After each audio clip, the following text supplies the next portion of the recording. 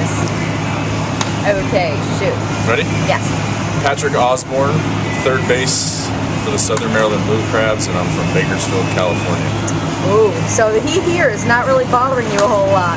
Well, that's a good question. At home now, I think it's somewhere 100, 105, but there's no humidity. So here the humidity kills me. I don't like it, even though I've lived in Florida now for the past 10 years. There's nothing like humidity.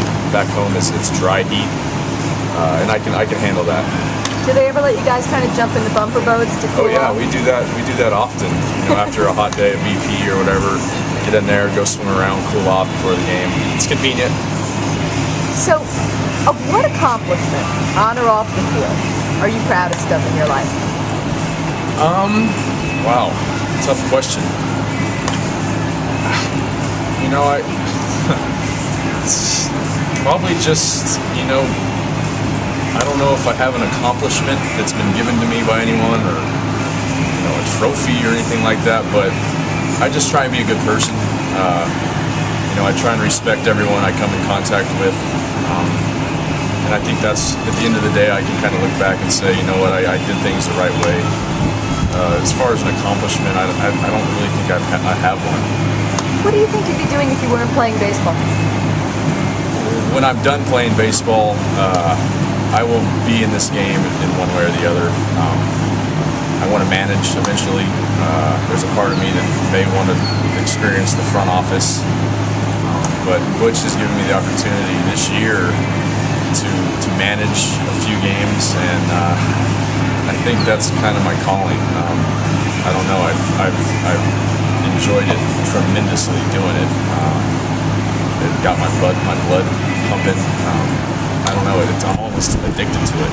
I've only done it 4 times.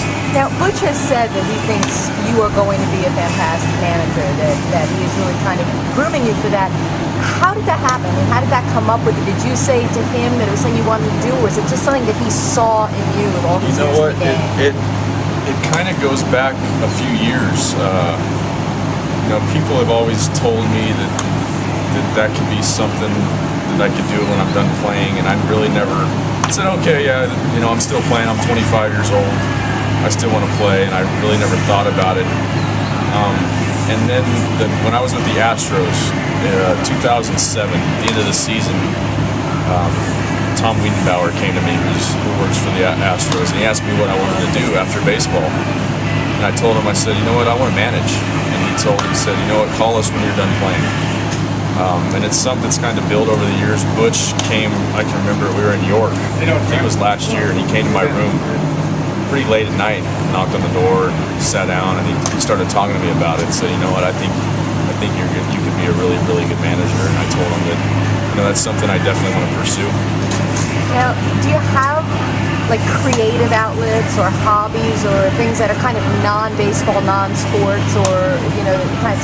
I wish I did. I dabble in art a little bit. Growing up, my grandmother is a tremendous artist. My brother and my sister are both really good artists. I'm not to their level, but I enjoy doing it every once in a while to kill time. I wish I could golf, but I can't. I get too frustrated. I'm a sports guy. I love sports. I'm a huge college football fan. Who's your team? Florida Gators, my school. So college football in the off season, fantasy football.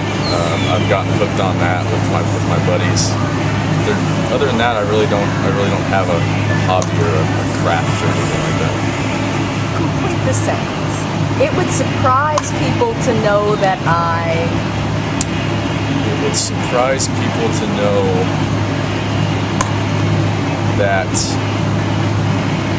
I'm fairly into fashion and abstract stuff,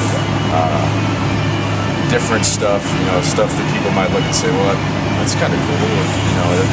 Stuff that kind of stands out. It's kind of different because I'm actually a fairly reserved person, maybe a tad bit shy at some times, but I like stuff that's kind of different when it comes to fashion.